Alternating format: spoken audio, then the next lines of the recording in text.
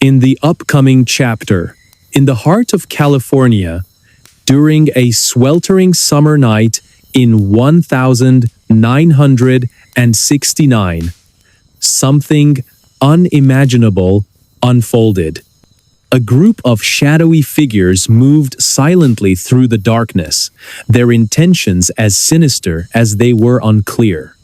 Imagine this: a wealthy family, asleep in their mansion in Los Angeles, blissfully unaware that death was creeping closer with every passing moment. The next morning, the world woke up to a crime so brutal, so incomprehensible, it would forever change how we view evil and humanity. This is not just a story about murder, it's a deep dive into the mind of one of the most notorious cult leaders in American history and the chilling legacy he left behind. Before I dive in, tell me, where are you watching from? And what time is it there for you? I love knowing who's out there with me and where in the world you're tuning in from. Whether you're starting your day, winding down at night, or somewhere in between, I want to know what your moment looks like. It's also a great way for me to get to know you better and maybe even shape future content around your schedules. So go ahead, drop a comment below and let me know where you are today. I'm all ears. The Manson family murders are often described as the darkest chapter in Hollywood's history. But before we delve into the horror, let's take a step back and set the scene. Picture a quiet corner of Southern California in the late 1960s, a time marked by political unrest, counterculture movements, and an almost surreal sense of freedom. In this era, a charismatic man named Charles Manson rose to prominence among a group of disillusioned young people searching for meaning in chaos. To them, he wasn't just a leader, he was a prophet, a messiah, someone who promised answers to life's greatest mysteries. Little did they or anyone else know that his vision would lead to unspeakable tragedy. Manson's followers, mostly women in their late teens and early 20s, lived together on a secluded ranch called Spahn Ranch, located near Chatsworth, California. The property was run down, isolated, and eerily fitting for the twisted ideology brewing within its walls. Days were spent indulging in drugs, music, and relentless repetition of apocalyptic prophecies known as Helter Skelter. Manson believed society was on the brink of collapse and envisioned a race war that would leave only him and his loyal disciples standing. For these impressionable individuals, his words weren't just persuasive, they were gospel. They followed without question, believing themselves part of something greater than life itself. But here's where things turn dark. On August 8, 1969, 4 members of the Manson family drove to a luxurious home nestled in the hills of Los Angeles. Their target? Roman Polanski's residence at 10,050 Cielo Drive. Inside lay Sharon Tate, the radiant actress 8.5 months pregnant, along with her friends Jay Sebring, Abigail Folger, Wojtek Frykowski, and Stephen Parent.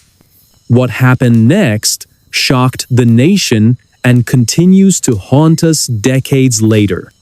Over the course of several hours, the intruders committed acts so heinous, so devoid of humanity, that even seasoned detectives struggled to comprehend them. By the time the sun rose, 5 innocent lives had been brutally taken, leaving behind a trail of blood and unanswered questions. As investigators combed through the crime scene, they uncovered chilling details. Written in blood on the front door was the word pigs, a taunting message meant to incite panic and confusion. The brutality of the killings, combined with cryptic clues left behind, sent shockwaves through law enforcement and the public alike. Who could have done such a thing, and why? At first, no one suspected Charles Manson or his followers. After all, how could a ragtag group of hippies be responsible for one of the most infamous crimes in American history? But as the investigation deepened, connections began to emerge. Detectives traced evidence back to Spahn Ranch, uncovering disturbing artifacts, photographs, journals, and audio recordings that painted a picture of a deranged leader manipulating vulnerable minds.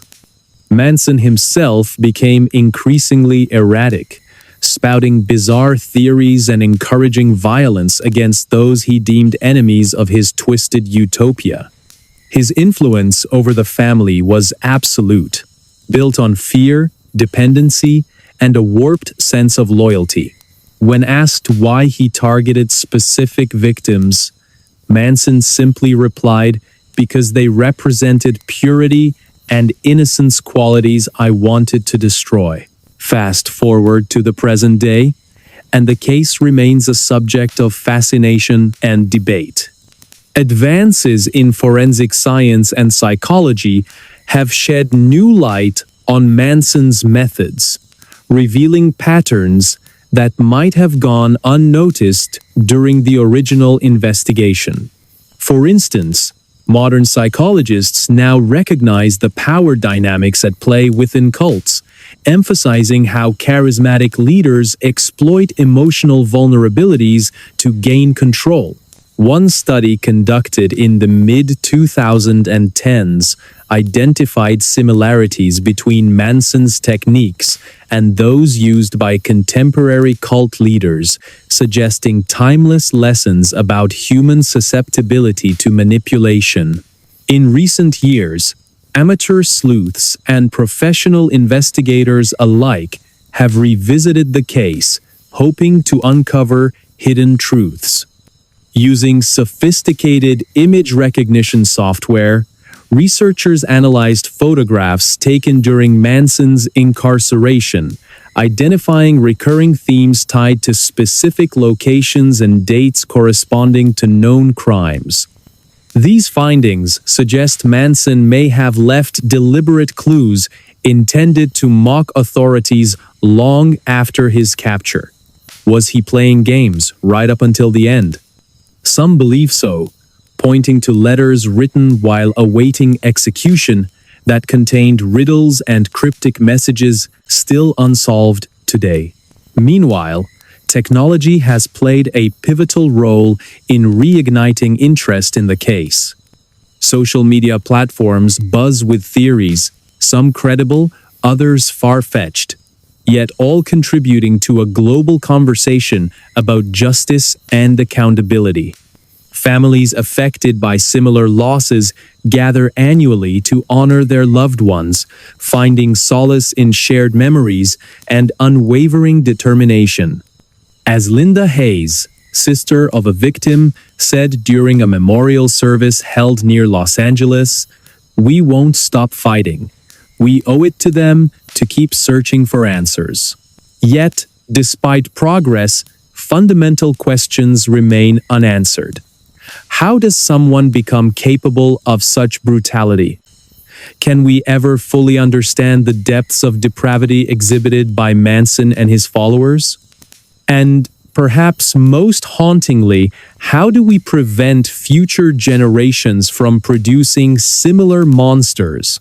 Forensic psychologist Emily Carter addressed these concerns during a lecture at Stanford University, confessing, "It feels like talking to something else entirely when you analyze Manson's psyche. He didn't seem human." Now, let's consider the broader implications. Manson's actions didn't occur in a vacuum. They were influenced by societal factors ranging from economic inequality, to widespread disillusionment with mainstream values. Modern experts argue that understanding these elements is crucial if we hope to combat extremism in any form. Episodes of documentaries exploring the social climate of the late 1960s resonate strongly with viewers navigating their own uncertain times. Could such a monster exist today? That's the question posed by investigative journalist Paul Hayes during the season finale of America's Darkest Hour. His words lingered in listeners' minds long after the episode ended. And then came the twist. In 2020, a former member of the Manson family came forward with revelations so shocking they threatened to rewrite history.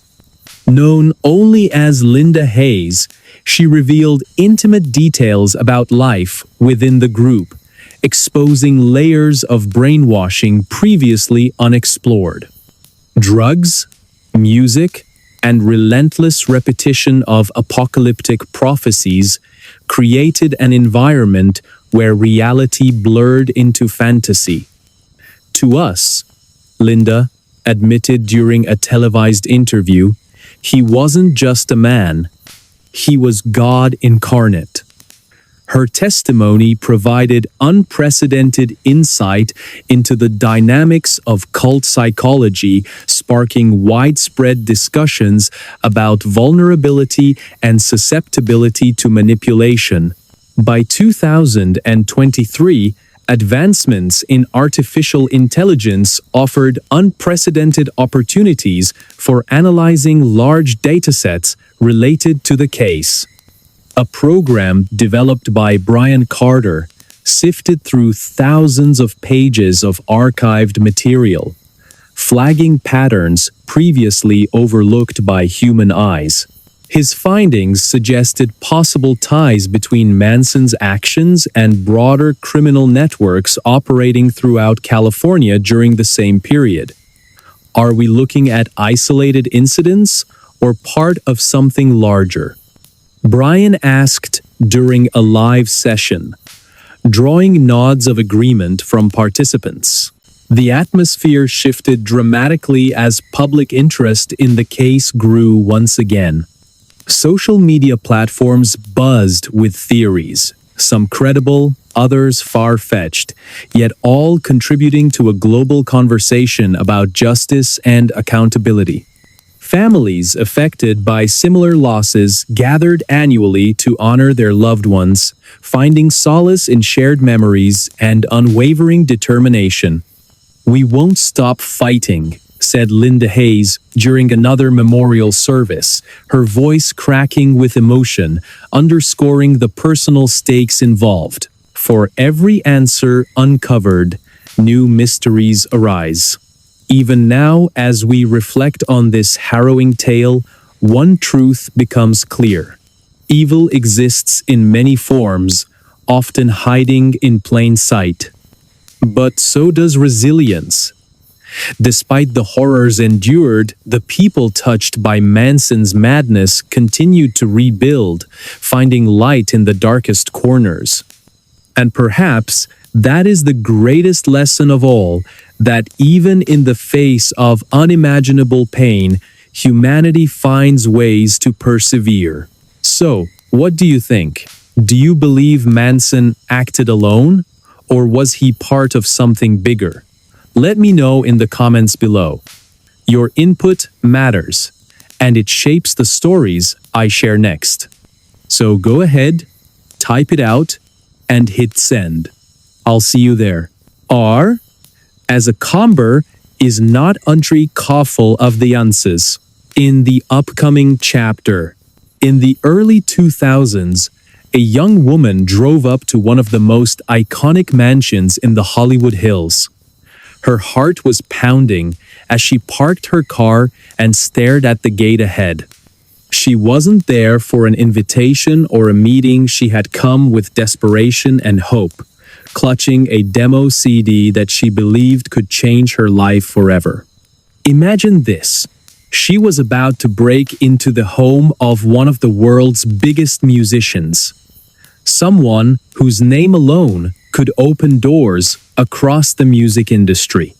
But what happens next is not just a story of ambition, it's a tale of guts, luck, and an unexpected twist that no one saw coming. Before I dive in, tell me, where are you watching from? And what time is it there for you? I love knowing who's out there with me and where in the world you're tuning in from. Whether you're starting your day, winding down at night, or somewhere in between, I want to know what your moment looks like.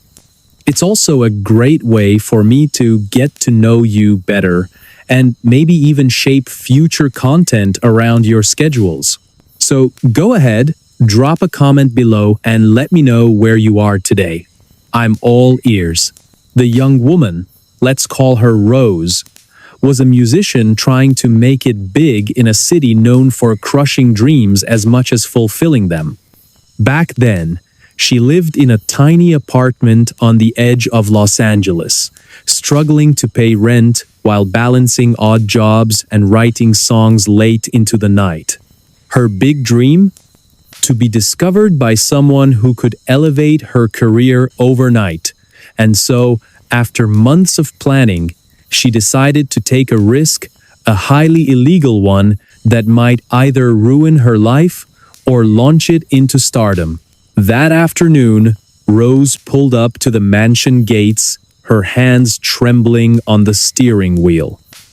The property was massive, surrounded by lush greenery and towering walls designed to keep prying eyes away. As she sat there, debating whether she should actually go through with her plan, she noticed the gardener working nearby. At first, she thought the gardener would be a problem. If they spotted her sneaking in, everything would fall apart. But then she realized something. Maybe the gardener could help her. Taking a deep breath, she walked up to the gate with her last $5 in hand. "Please," she said softly but firmly, "let me go through. I just want to drop something off." Surprisingly, the gardener smiled, took the money, and nodded silently, stepping aside to let her pass. Rose's heart raced as she stepped onto the driveway. Every step felt like walking on thin ice. Cameras were everywhere, pointing in every direction, yet none of them seemed to notice her presence. She glanced around nervously, expecting security guards to appear at any moment, but the place was eerily quiet. Finally, she reached the front door, hesitated for a second, and turned the knob. To her shock, it opened without resistance. Stepping inside, she found herself surrounded by luxury, expensive artwork, plush furniture, and a sense of opulence that only the rich truly understand. Still, there was no one around. It was almost surreal. As she explored the ground floor, searching for any sign of the owner, Rose couldn't shake the feeling that she was living in a movie scene. This wasn't supposed to happen. It was too easy, too straightforward. Yet, here she was, standing in the middle of a house belonging to one of the most famous people on the planet. Eventually, curiosity led her to discover an elevator. Without thinking twice, she stepped inside, pressed the button for the upper floors, and waited anxiously as the elevator ascended. But just as the elevator doors opened, reality hit her hard. There, sitting in the room right outside, was the legendary musician himself, Prince. He looked calm, almost serene, strumming his guitar as if nothing unusual was happening.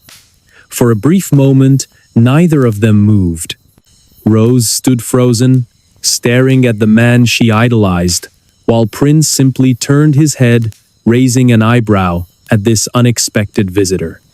Then, gathering all her courage, Rose stepped forward, threw the demo CD onto the table between them, and bolted back toward the elevator without saying a word. By the time she made it back to the front door, Prince's security team had already caught up to her. They stopped her, questioned her, and surely considered calling the police. However, instead of pressing charges, Prince listened to her explanation. Perhaps he saw something in her determination, or maybe he understood the lengths artists sometimes go to when chasing their dreams. Whatever the reason, he let her walk away unscathed but empty-handed. That interaction didn't lead to immediate fame. In fact, it seemed like just another bizarre chapter in her chaotic journey. Fast forward a few years, and Rose, now performing under the stage name Kesha, became a household name in the music industry. Her breakout hit TikTok dominated airwaves worldwide, selling millions of copies and earning her international recognition. Fans adored her edgy style and raw talent, but little did they know how close she came to being arrested before achieving success. Years later, during interviews, Kesha would occasionally mention the incident, always laughing it off as a youthful folly. However, behind closed doors, she admitted privately that the experience taught her resilience, the importance of never giving up, even when the odds seem insurmountable. Now, here's where things get interesting. While Kesha's career skyrocketed, questions lingered about that fateful day. Did Prince ever listen to the demo CD she left behind? If so, what did he think of it? Some speculate that he might have been impressed enough to share it with industry contacts, planting seeds for Kesha's eventual rise. Others believe it was mere coincidence, attributing her success solely to her relentless drive and unique sound. Regardless, the story serves as a reminder of how thin the line can be between failure and triumph. Let's rewind a bit further. Why did Rose choose such a drastic approach in the first place? Growing up in Tennessee, she had always dreamed of becoming a singer. Music flowed through her veins, and performing was more than a passion, it was her identity. But breaking into the industry proved far harder than she imagined. Rejection letters piled up, auditions ended in disappointment, and financial struggles forced her to take odd jobs just to survive. One evening, while brainstorming ideas with friends, someone suggested targeting high-profile celebrities directly. It sounded crazy, but after weeks of deliberation, Rose decided to give it a shot. After all, what did she have to lose? What makes this story even more fascinating is the broader context of the early 2000s music scene. At the time, technology hadn't yet revolutionized the way artists connected with audiences. Social media platforms like Instagram and TikTok didn't exist, meaning aspiring musicians relied heavily on traditional methods, record deals, radio play, and live performances to gain exposure. Breaking through required creativity, boldness, and sometimes sheer audacity. In many ways, Rose's decision reflects the desperation felt by countless other hopefuls during that era. However, this isn't just a story about taking risks. It's also about timing and opportunity. By the mid-2000s, the music landscape began shifting dramatically. digital streaming services emerged, offering new avenues for independent artists to showcase their work. Meanwhile, Kesha continued honing her craft, collaborating with producers and songwriters who recognized her potential. When her big break finally arrived, it wasn't because of Prince or anyone else, really, but because she stayed true to herself and refused to compromise her vision. Yet, the mystery remains. What happened to that demo CD? Investigators, curious fans, dug deep into Prince's archives after his untimely death in 2016, hoping to uncover some hidden connection.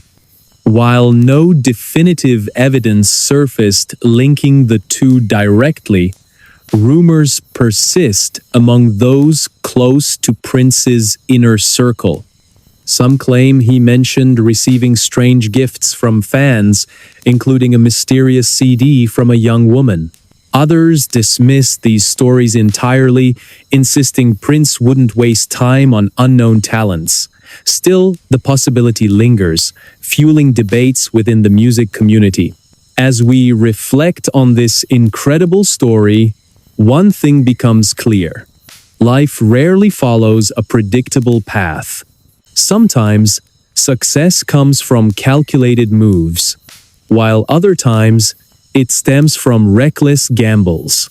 For Kesha, both played a role in shaping her destiny.